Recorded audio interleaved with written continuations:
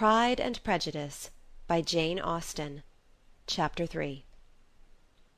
Not all that Mrs. Bennet, however, with the assistance of her 5 daughters, could ask on the subject, was sufficient to draw from her husband any satisfactory description of Mr. Bingley. They attacked him in various ways, with barefaced questions, ingenious suppositions, and distant surmises; but he eluded the skill of them all, and they were at last obliged to accept the second-hand intelligence of their neighbour, Lady Lucas. Her report was highly favourable. Sir William had been delighted with him. He was quite young, wonderfully handsome, extremely agreeable, and, to crown the whole, he meant to be at the next assembly with a large party. Nothing could be more delightful. To be fond of dancing was a certain step towards falling in love, and very lively hopes of Mr. Bingley's heart were entertained. "If I can but see one of my daughters happily settled at Netherfield," said Mrs. Bennet to her husband, "and all the others equally well married, I shall have nothing to wish for." In a few days Mr. Bingley returned Mr. Bennet's visit, and sat about 10 minutes with him in his library. He had entertained hopes of being admitted to a sight of the young ladies, of whose beauty he had heard much, but he saw only the father. The ladies were somewhat more fortunate, for they had the advantage of ascertaining from an upper window that he wore a blue coat and rode a black horse. An invitation to dinner was soon afterwards dispatched, and already had Mrs. Bennet planned the courses that were to do credit to her housekeeping, when an answer arrived which deferred it all. Mr. Bingley was obliged to be in town the following day, and consequently unable to accept the honour of their invitation, etc. Mrs. Bennet was quite disconcerted. She could not imagine what business he could have in town so soon after his arrival in Hertfordshire, and she began to fear that he might be always flying about from one place to another, and never settled at Netherfield as he ought to be. Lady Lucas quieted her fears a little by starting the idea of his being gone to London only to get a large party for the ball, and a report soon followed that Mr. Bingley was to bring 12 ladies and 7 gentlemen with him to the assembly. The girls grieved over such a number of ladies, but were comforted the day before the ball by hearing that instead of 12 he brought only 6 with him from London, his 5 sisters and a cousin. And when the party entered the assembly-room it consisted of only 5 altogether: Mr. Bingley, his 2 sisters, the husband of the eldest, and another young man. Mr. Bingley was good-looking and gentlemanlike. He had a pleasant countenance, and easy unaffected manners. His sisters were fine women, with an air of decided fashion. His brother-in-law, Mr. Hurst, merely looked the gentleman, but his friend Mr. Darcy soon drew the attention of the room by his fine tall person, handsome features, noble mien, and the report which was in general circulation within 5 minutes after his entrance, of his having 10,000 a year. The gentlemen pronounced him to be a fine figure of a man. The ladies declared he was much handsomer than Mr. Bingley, and he was looked at with great admiration for about half the evening, till his manners gave a disgust which turned the tide of his popularity, for he was discovered to be proud, to be above his company, and above being pleased, and not all his large estate in Derbyshire could then save him from having a most forbidding, disagreeable countenance, and being unworthy to be compared with his friend. Mr. Bingley had soon made himself acquainted with all the principal people in the room. He was lively and unreserved, danced every dance, was angry that the ball closed so early, and talked of giving one himself at Netherfield. Such amiable qualities must speak for themselves. What a contrast between him and his friend!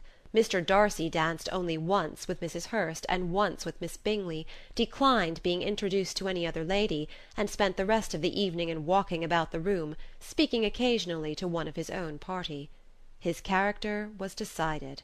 He was the proudest, most disagreeable man in the world, and everybody hoped that he would never come there again. Amongst the most violent against him was Mrs. Bennet, whose dislike of his general behaviour was sharpened into particular resentment by his having slighted one of her daughters. Elizabeth Bennet had been obliged, by the scarcity of gentlemen, to sit down for 2 dances, and during part of that time Mr. Darcy had been standing near enough for her to hear a conversation between him and Mr. Bingley, who came from the dance for a few minutes, to press his friend to join it. "Come, Darcy," said he, "I must have you dance. I hate to see you standing about by yourself in this stupid manner. You had much better dance." "I certainly shall not. You know how I detest it, unless I am particularly acquainted with my partner. At such an assembly as this it would be insupportable. Your sisters are engaged, and there is not another woman in the room whom it would not be a punishment to me to stand up with."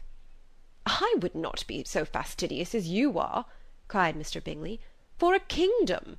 Upon my honour, I never met with so many pleasant girls in my life as I have this evening, and there are several of them, you see, uncommonly pretty."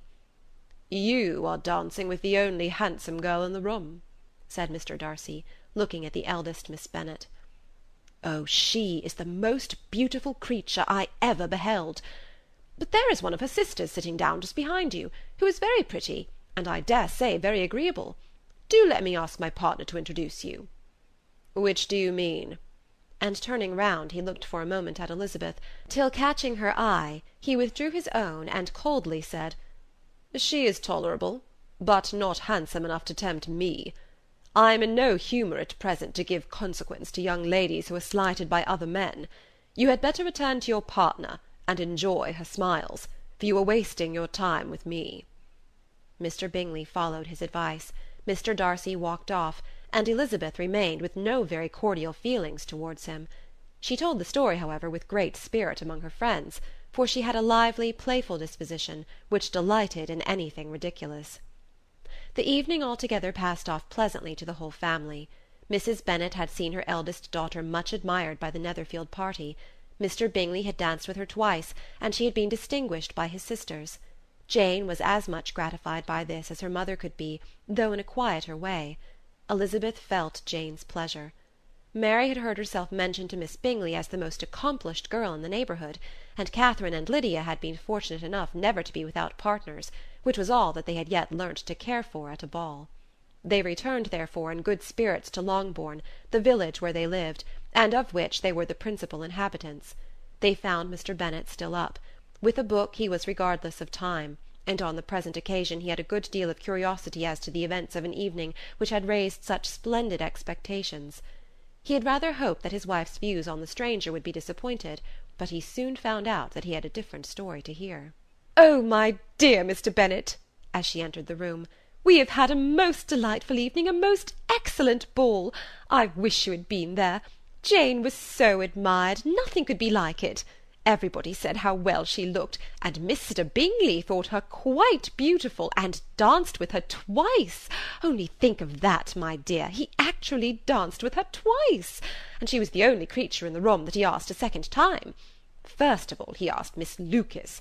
I was so vexed to see him stand up with her. But, however, he did not admire her at all, indeed nobody can, you know. And he seemed quite struck with Jane as she was going down the dance.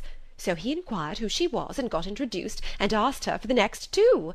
Then the 2/3 he danced with Miss King, and the 2/4 with Maria Lucas, and the 2/5 with Jane again, and the 2/6 with Lizzie, and the Boulanger—" "If he had any compassion for me," cried her husband impatiently, "he would not have danced half so much. For God's sake, say no more of his partners. Oh, that he had sprained his ankle in the first dance!"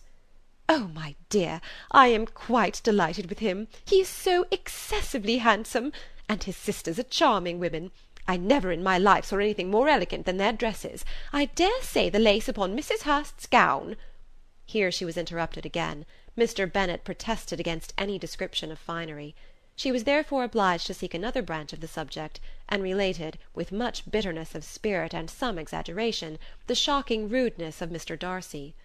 "But I can assure you," she added, "that Lizzie does not lose much by not suiting his fancy, for he is a most disagreeable, horrid man, not at all worth pleasing. So high and so conceited that there was no enduring him. He walked here and he walked there, fancying himself so very great, not handsome enough to dance with. I wish you had been there, my dear, to have given him one of your set-downs. I quite detest the man." End of Chapter 3.